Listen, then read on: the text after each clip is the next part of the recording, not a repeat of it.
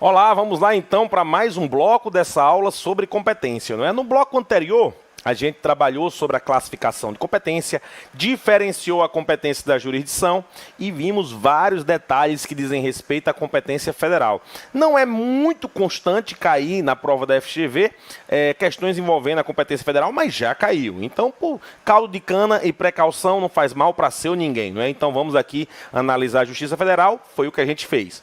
Agora eu vou dar um tema que também é uma competência que está prevista na Constituição Federal. A gente já falou da competência material, agora a gente vai falar da competência pessoal. Vou falar do famigerado foro por prerrogativa de função, ou como comumente ele é chamado, foro privilegiado, não é? Professor, esse foro privilegiado é uma benesse dada pela Constituição para algumas pessoas que ocupam alguns cargos de poder, não é isso? Isso mesmo. Então, por exemplo, o prefeito. O prefeito, quando pratica um crime, ele é processado pelo Tribunal de Justiça. Por quê? Para tentar afastar que o prefeito seja julgado pelo próprio juiz da sua cidade.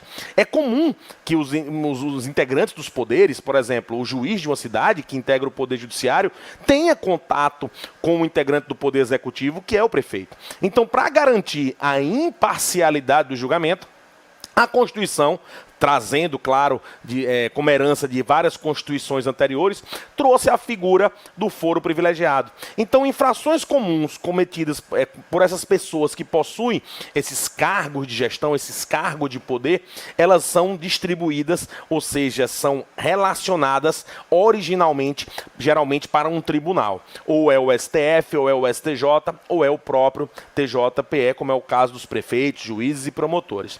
Professor, quais são os dispositivos que eu tenho que ter atenção quando vai se analisar foro por prerrogativa de função?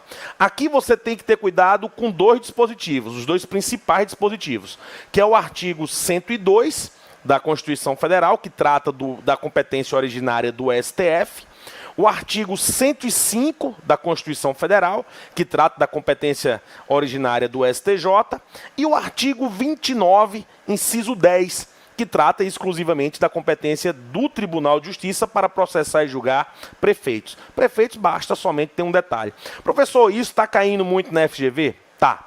Tá por quê? Porque o STF, recentemente, ele fez o que a gente chama de restrição do foro privilegiado. Através de um julgamento, de uma ação penal que era originária do STF, ele criou esse entendimento, uma questão de ordem foi levantada, e hoje essa restrição do foro é o que mais se cobra em prova. Você saber quando essa autoridade tem direito ao foro privilegiado e quando ele não tem direito ao foro privilegiado. Tudo isso aqui naquele mapa mental a gente vai poder esclarecer de uma maneira bem mais simples. Mas primeiro, vamos analisar esses dois dispositivos que eu fiz referência. O artigo 102 da Constituição Federal, que trata da competência originária do STF, e o artigo 105, que trata da competência do STJ. Vamos então aqui para o primeiro slide. Olha aqui, estou tratando com vocês do artigo 102, inciso 1º da Constituição Federal, mais especificamente na linha B e na linha C. O que é que diz a Constituição Federal? Compete ao Supremo Tribunal Federal processar e julgar originariamente, é aqui que estaria atrelado o foro privilegiado, não é?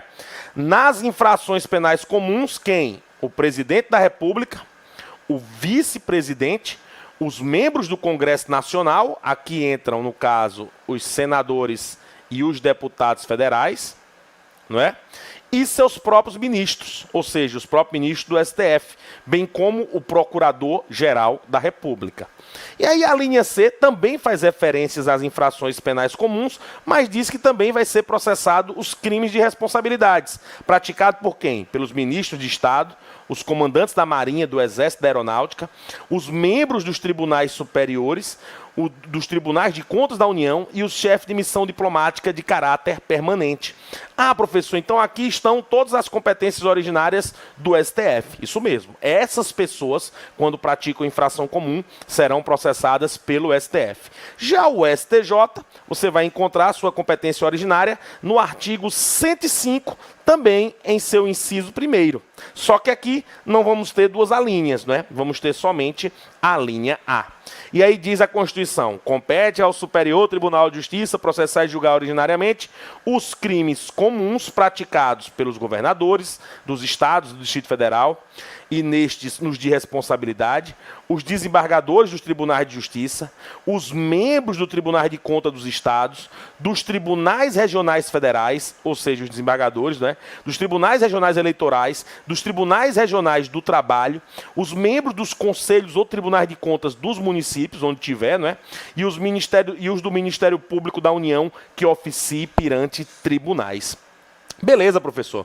Então quer dizer que essas são as autoridades que expressamente na Constituição Federal terão foro por prerrogativa de função. Exatamente.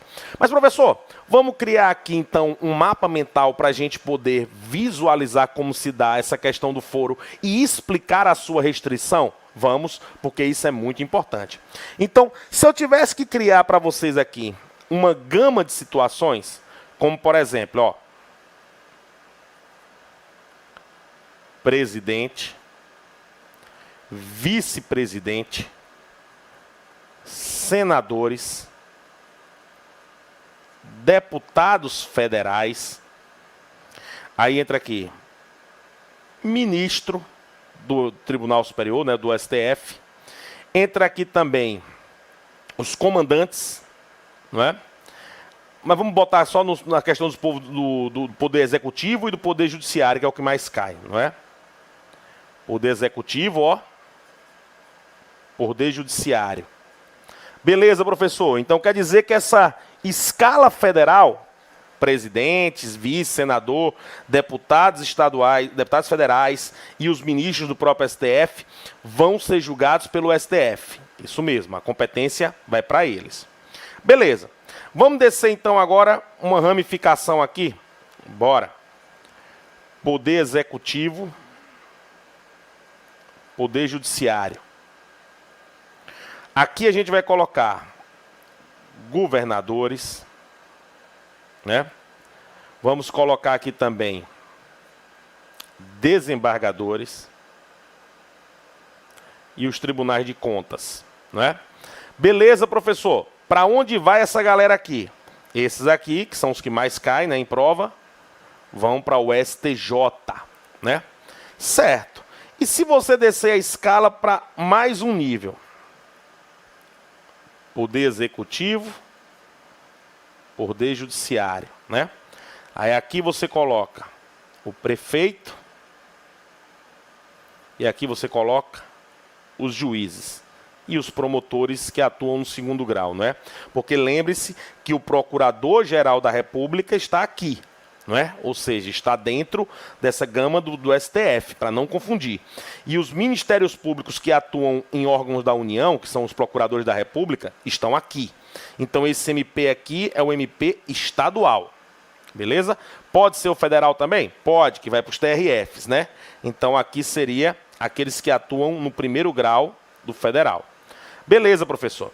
Então, quem julga prefeito? Aí aqui você basta lembrar que ele vai para os tribunais de justiça ou para o Tribunal Regional Federal, caso o crime que ele pratique tenha sido federal. Ou ele vai para o Tribunal Regional Eleitoral, caso o crime que ele tenha praticado tenha sido um crime eleitoral. Então é muito simples. Crime comum estadual, vai para o Tribunal de Justiça. Prefeito que pratica crime federal, vai para o Tribunal Regional Federal. Prefeito que pratica crime eleitoral, vai para o TRE. Então é sempre um tribunal, mas cada um com sua competência. E os juízes e Ministério Públicos estaduais, eles vão para os tribunais de justiça, ser jogado lá. Mas se for um juiz federal e se for um promotor federal, aí ele vai ser julgado pelo TRF. Veja que é sempre um tribunal, mas o que muda aqui é saber se ele é estadual ou federal. Beleza, professor. Aqui eu entendi. Vamos agora entender o que seria essa restrição do foro. Antes de você entender a restrição do foro, eu tenho que lhe ensinar como é que a regra era antes desse julgamento do STF, como é que se praticava essa regra. Então, analise aqui. Imagine que eu era um cidadão comum, não exerço nenhum cargo, ok? E eu, como cidadão comum, matei a minha esposa por ciúme. Somente por ciúme. Veja bem, da forma como eu coloquei aqui, eu, cidadão comum, que matei minha esposa por ciúme. Homicídio é competência de quem? Então veja, como eu era um cidadão comum, quem ia processar esse homicídio meu é o tribunal do júri, ok? Só que antes da restrição do foro, imagine que enquanto eu estava respondendo esse processo no tribunal do júri, eu, me candidatei e fui eleito ao cargo de prefeito. Segundo a regra do foro privilegiado antes da restrição, só o fato de eu ter me elegido para o cargo de prefeito, obrigatoriamente, esse caso que estava no tribunal do júri, tinha que ir para o tribunal de justiça. Eu ia para o foro privilegiado. Então veja que o foro privilegiado não queria saber se você praticou um crime durante a função de prefeito ou se o crime tinha relação com o prefeito. Na regra anterior, todo crime, independentemente de ter ou não relação com a função, se eu me tornasse prefeito, ele ia para o foro privilegiado. Beleza? Isso foi antes da restrição, porque é importante que você lembre que agora a matéria sofreu uma restrição. Não é mais todo crime que vai para o foro privilegiado. Como é que está essa regra hoje? Está assim, ó. Competência pessoal e a restrição do foro privilegiado. No julgamento da ação penal 937, o STF disse que a prerrogativa do foro se limita, ele trouxe essa limitação, aos crimes cometidos no exercício do cargo e em razão dele. Então, só aqui você encontra duas obrigações. Primeiro, que o indivíduo esteja no exercício do cargo. E segundo, que o crime tenha sido praticado em razão do cargo. Ah, professor, como isso se dá no exemplo que você trouxe aqui?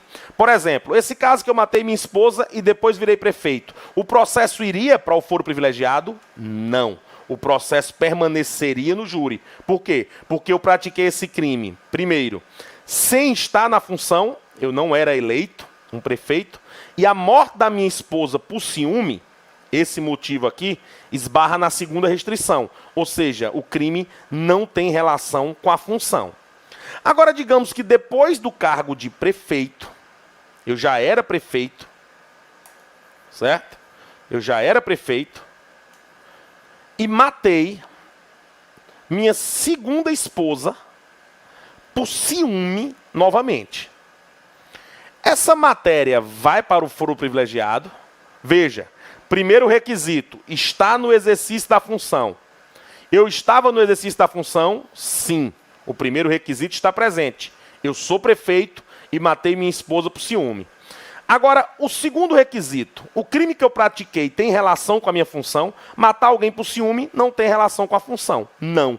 Então, como o segundo requisito não foi preenchido, essa matéria também não vai para o foro privilegiado. Agora vamos para um terceiro exemplo. Imagine eu, na qualidade de prefeito, ainda no meu exercício da função de prefeito, pratiquei o crime de corrupção e desvio de verba pública. Veja, vamos lá, cada critério aqui, nesse exemplo aqui. Primeiro critério, eu estou no exercício da função? Sim. Segundo critério, o crime que eu pratiquei tem relação com a função? Sim. Eu só pratico corrupção porque eu sou prefeito. Só desvio verba porque eu sou gestor de verbas. Logo, como os dois requisitos aqui estão presentes, essa matéria vai para foro privilegiado. Nem essa e nem essa se enquadra na restrição do foro. Não é legal? Legal demais, professor. Gostei demais aqui. Só que, peraí, professor. E se o cara renunciar ao mandato? Ele permanece com o foro privilegiado? Não. O foro privilegiado só dura enquanto durar o mandato. Se ele deixar de ser prefeito, ele vai perder também aqui o foro privilegiado. Ah, professor, então ele pode, quando chegar perto do julgamento, entregar.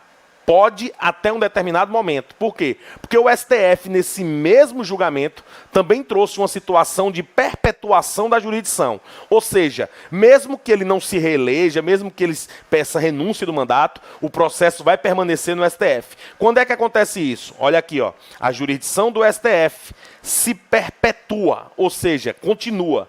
caso tenha havido o encerramento da instrução criminal. Quando é que ocorre o encerramento da instrução criminal? Quando as partes já foram intimadas para apresentar alegações finais.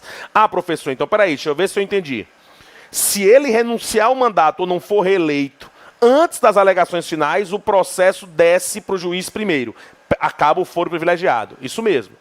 Agora, se ele foi reeleito, aliás, se ele não foi reeleito ou renunciou ao mandato, mas já houve a intimação para apresentar alegações finais, mesmo ele não sendo presidente, vice-presidente, o processo permanece no STF. Isso mesmo, é a perpetuação da jurisdição. Você não está mais na função, mas ainda assim a questão permanece, ou seja, vai continuar existindo a competência originária do STF. Pronto. Com isso, a gente entra agora na competência territorial. A competência territorial é para você definir qual é o lugar que vai ser processada a causa. Então, por exemplo, ocorreu um assalto na cidade de Recife. Quem é competente para processar e julgar esse roubo? A cidade de Recife, que é o lugar onde ocorreu a consumação do delito. Professor, geralmente em direito penal a gente aprende que o tempo e o lugar do crime é definido ou pela teoria da atividade, o lugar onde foi praticada a ação e a omissão, ou da ambiguidade, que é quanto o lugar da ação quanto do resultado. Isso se aplica no processo penal? Não. E aí onde derruba muita gente. Por quê? Porque uma coisa é o lugar do crime, outra coisa é o tempo do crime para se aplicar a lei penal. Aqui nós estamos falando da lei processual penal. Então aqui vai definir o lugar de processamento da causa.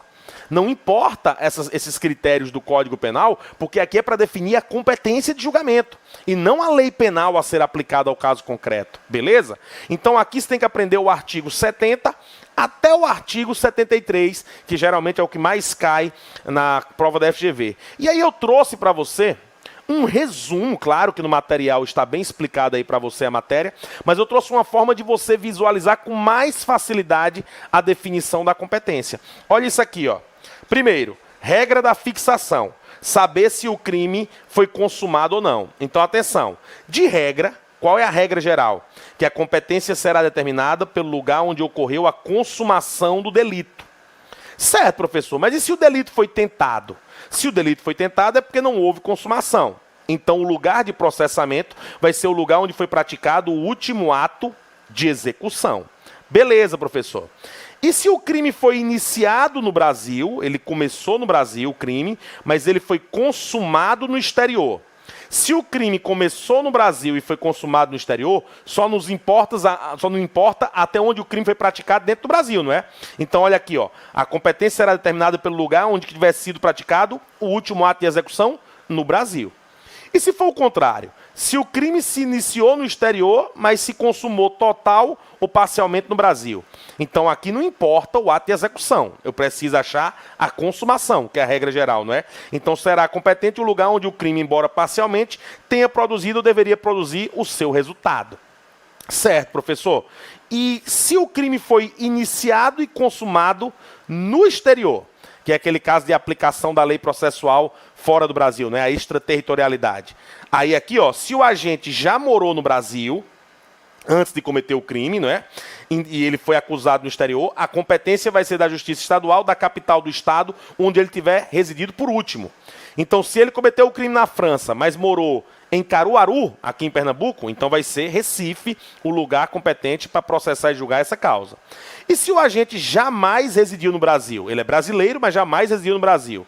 Nesse caso, vai se aplicar a lei penal, vai ser competência da Justiça Estadual do foro da capital. É o que está no artigo 88.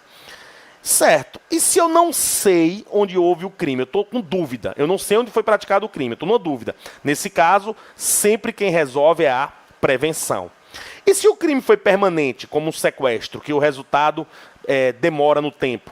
Ou foi um crime continuado, várias ações no mesmo tempo e lugar? Nesse caso, a competência é firmada pela prevenção. Então, houve dúvida ou houve vários lugares, então, nesse caso, é a prevenção quem resolve. E o domicílio do réu? O domicílio do réu somente será utilizado como critério de fixação da competência quando a gente não sabe, não conhece o lugar da infração. Não é caso de dúvida, é caso de não saber o lugar da infração. Aí, nesse caso, é o domicílio do réu, jamais da vítima, viu? Foro de eleição. Foro de eleição é mais simples, porque ele só se aplica à ação privada. Nesse caso, você sabe onde o crime aconteceu. Só que aí o querelante pode optar pelo domicílio do réu, em vez de ser o lugar da consumação. Porque ele sabe onde foi, mas pode escolher. Daí o nome eleição, né? Ele pode escolher que seja o domicílio do réu. E a distribuição não define necessariamente lugar, mas sim vara. Por exemplo, aquele exemplo que eu dei, houve um roubo em Recife, não foi? Quantas varas criminais existem em Recife? 30. Eita, diabo, são 30 juízes? É. Então, quais desses 30 juízes vai processar esse roubo? Então, aqui vai se usar a distribuição para saber se foi a 11ª vara. Ok? É assim que se leva para se definir a competência. Professor, eu anotei aqui essas coisas que o senhor falou, mas fiquei confuso. Por quê? Porque foram muitas regras, e essas muitas regras trazem situações diferentes. Tem como o senhor explicar para mim isso de uma maneira mais simples? Vamos criar um mapa mental para a gente definir a competência territorial, ok? Estou com vocês aqui com a tela branca para a gente criar uma forma de visualizar aquilo que a gente acabou de ver de uma maneira mais simples, certo? Primeira coisa, tem que ter ocorrido um crime, ok? Aí você vai perguntar, primeira pergunta, esse crime foi consumado? Sim, se a resposta foi sim, então se ele foi consumado, o local que vai processar é o local onde ocorreu o resultado do crime. Não é? Ou seja, então se o cara levou umas facadas e morreu no local do crime, o crime foi consumado, então vai ser o lugar do resultado. Certo, professor? Mas e se esse crime foi tentado? Se ele foi tentado, se é uma tentativa, não houve consumação. Se não houve consumação, não houve resultado. Então, como é que eu vou definir a competência? No último lugar, onde foi praticado o último ato de execução. Professor, esse ato de execução também é levado em consideração para outra situação? Sim, para crime que foi iniciado no Brasil e consumado no exterior. Não é isso? Se ele foi consumado no exterior, então a consumação não importa, só importa onde ele foi praticado. Então, nesse caso, vai ser o último ato de execução aqui no Brasil, que vai ser o lugar de processamento. A consumação não leva a canto nenhum. Certo, professor? E se o crime foi iniciado no exterior e consumado no Brasil? Veja, como nós estamos falando de aplicação da lei processual penal, então onde ele foi iniciado não importa, só importa onde ele foi consumado aqui no Brasil. Então você vai buscar onde ocorreu o resultado aqui dentro do território nacional. Beleza, professor. Mas e se eu tiver dúvida de onde ocorreu o crime? Se você tem dúvida, você vai resolver isso através da prevenção. Certo, professor. Mas e se eu não sei o lugar do crime? É diferente de não ter dúvida, né? Dúvida é quando eu sei mais de um. Quando eu não sei onde o crime ocorreu. Nesse caso, eu uso o domicílio do réu. Se eu não sei onde o crime ocorreu, o domicílio do réu é que vai definir. Certo, professor. E o que mais cai na OAB? Aqui, ó. Questão envolvendo crime permanente e crime continuado. Crime permanente e crime continuado, a gente sabe que se resolve sempre pela prevenção. Ou seja, o primeiro juiz que tomar conhecimento da causa será o juiz que vai julgar. O juiz competente. Prevenção. Beleza? Beleza, professor. E o foro de eleição, hein? O que diabo é isso? Vamos lá. Lembre, foro de eleição leva a ideia de que há uma escolha. Alguém está escolhendo exercer o foro, não é? Então, nesse caso, a gente sabe o lugar do crime. Não é nem uma hipótese de não saber, nem de dúvida. Eu sei onde o crime ocorreu. De regra, se eu sei onde o crime ocorreu, então ele vai ser o lugar do resultado, não é isso? Isso mesmo. Mas no foro de eleição, como é que ocorre o foro de eleição? Em se tratando de ação privada, poderá o querelante, o titular da ação privada, mesmo sabendo o lugar do crime, não entrar com a ação no lugar onde ocorreu a consumação, mas sim no domicílio do réu. Daí o nome foro de eleição. Por quê? Porque eu sei onde o crime ocorreu, mas eu vou utilizar aqui especificamente o lugar onde o domicílio do réu, que vai ser onde eu vou escolher entrar com a ação. Daí o nome foro de eleição. Beleza, professor. Vamos agora para conexão e continência, né? Dois temas importantíssimos que eu preciso, antes de mais nada, que você entenda a diferença entre elas. A conexão, existe várias pessoas praticando vários crimes. Então nunca é uma conduta só. São várias pessoas praticando vários crimes.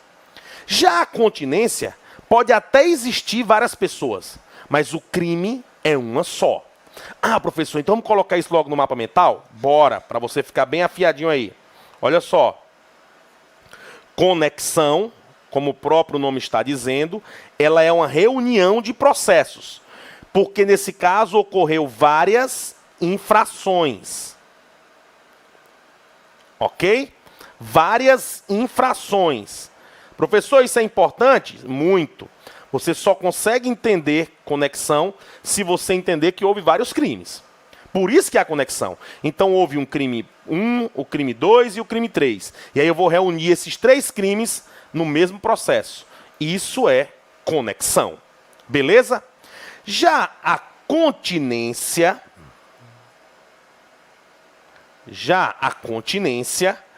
não existe várias infrações. Na continência, existe uma infração. Uma única infração. É isso mesmo, professor? Isso mesmo. Uma única infração. Só que essa única infração foi praticada por 2 ou mais pessoas, que é o que a gente chama de concurso de agentes, não é? Quando foi praticado por 2 ou mais pessoas, ou seja, várias pessoas praticando um único crime, ou ela teve mais de um resultado. Teve o que a gente chama de duplo resultado. Não é? Uma única ação com 2 resultados. Por exemplo, eu atiro em uma pessoa e acerto 2. Acerto o ombro dele, a bala passa e termina acertando outra pessoa. Uma única ação com 2 vítimas. Não é? Beleza, professor. Então isso é conexão e isso é continência. Isso mesmo. Agora vamos entender o que seria a conexão intersubjetiva. Essa é interessantíssima. Primeiro, lembre-se, são várias pessoas praticando várias infrações. Olha para cá. Conexão intersubjetiva, você vai ver que ela se dá de 3 formas. Ela pode ser por simultaneidade, por concurso ou por reciprocidade. Eu quero que você veja o que está em vermelho, porque isso é que vai definir o seu sucesso. Por exemplo, quando é que há uma conexão intersubjetiva?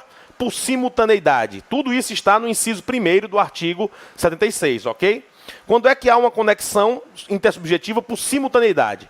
Quando vários delitos, ou seja, mais de um delito, foi praticado por várias pessoas reunidas ao mesmo tempo, só que, atenção, essas pessoas praticaram os crimes ao mesmo tempo, mas sem nenhum acordo prévio.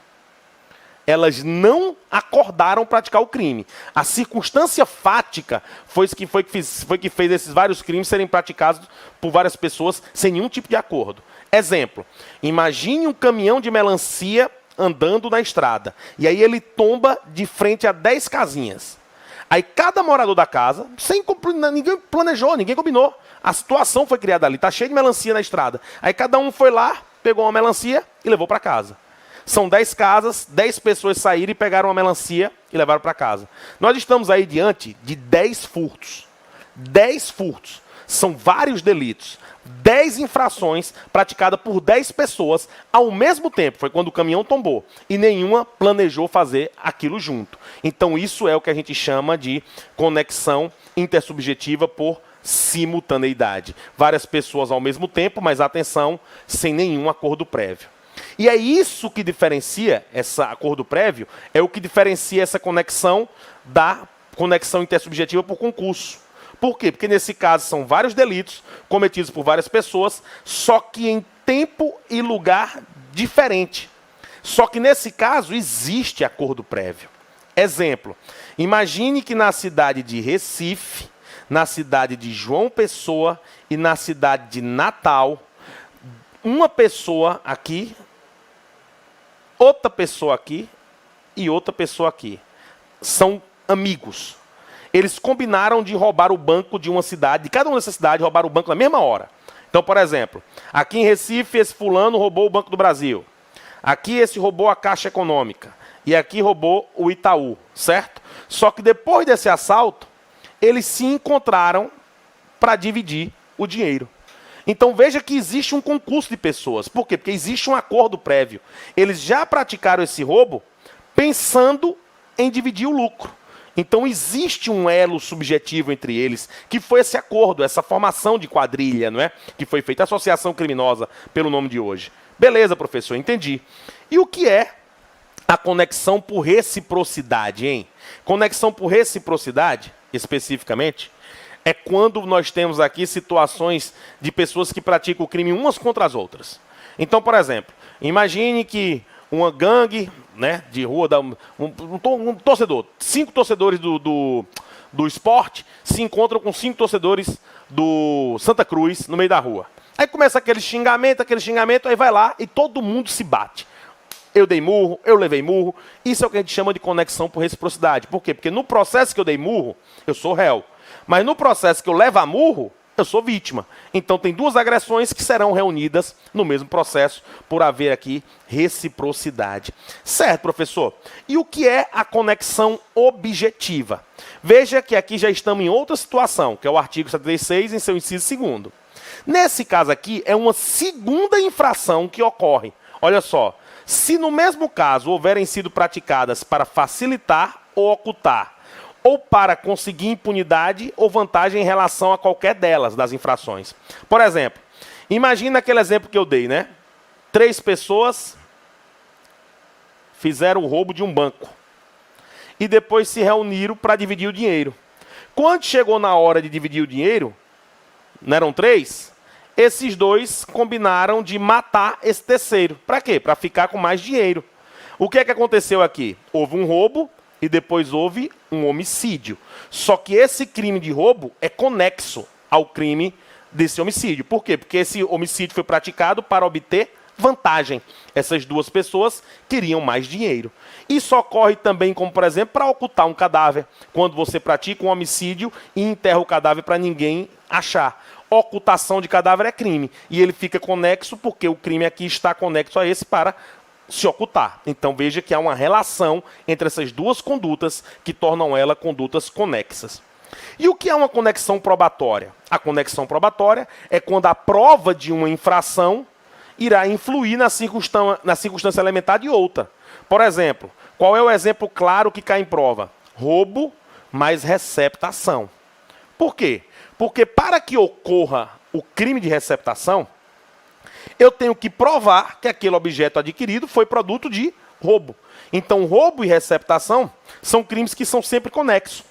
Por quê? Porque somente se eu provar esse crime é que vai existir aquele crime lá. Daí o nome conexão probatória. Beleza, professor. E a continência? Nunca esqueça, a continência está no artigo 77, mas ela é uma infração. Aqui não existe 2 infrações, ok? É somente uma infração, que pode ser praticado por várias pessoas ou que pode ter vários resultados. Beleza. O que é acumulação subjetiva? A continência por acumulação subjetiva, que está no inciso 1º do artigo 77. É o que você chama de concurso de pessoas. Por quê? Porque é uma única infração praticada por 2 ou mais pessoas. O exemplo que a gente viu ali, ó, um roubo de um banco que é praticado por 2 pessoas. Então, é uma única infração praticada por 2 ou mais pessoas. Então, esses 2 indivíduos serão processados no mesmo processo. Por quê? Porque há conexão ou porque há continência? Porque há continência. Porque a infração é uma só. O processo é de um único roubo, mas que envolve mais de um réu. Ok? Daí o nome continência. E quando é que existe acumulação objetiva? Aqui você tem que lembrar daquela regra de direito penal, que é o concurso formal, que está no artigo 70, que é o erro na execução complexa, que está no artigo 73, e o resultado diverso do pretendido, que está no artigo 74. Exemplos aqui de conexão, de continência por concurso formal. Uma única ação com vários resultados. Quando eu entro em um ônibus, por exemplo, eu entro em um ônibus para assaltar, e eu pego, num único ônibus, assalto várias pessoas que estão lá dentro. Uma única ação, um roubo com várias vítimas, beleza? Vários resultados. Isso é concurso formal.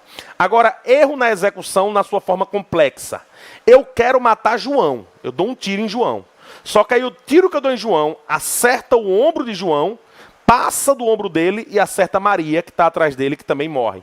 Um único disparo com duas vítimas. Você está vendo uma única ação com duas vítimas, isso é o que a gente chama de continência por cumulação objetiva.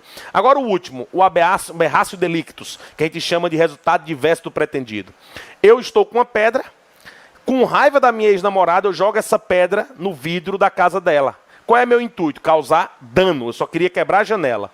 Só que a pedra entrou, quebrou a janela e ainda acertou a cabeça de alguém lá dentro, causando uma lesão. Uma única ação, jogar uma pedra, com duplo resultado. Dano e lesão corporal à cabeça de alguém. Beleza? Isso aqui então é o que você tem que saber sobre competência penal. Espero que você tenha gostado. Nosso tempo acabou por aqui. Eu queria continuar mais com vocês, mas é claro que a gente tem que obedecer o nosso tempo. Então eu fico por aqui com vocês. Um beijo no coração.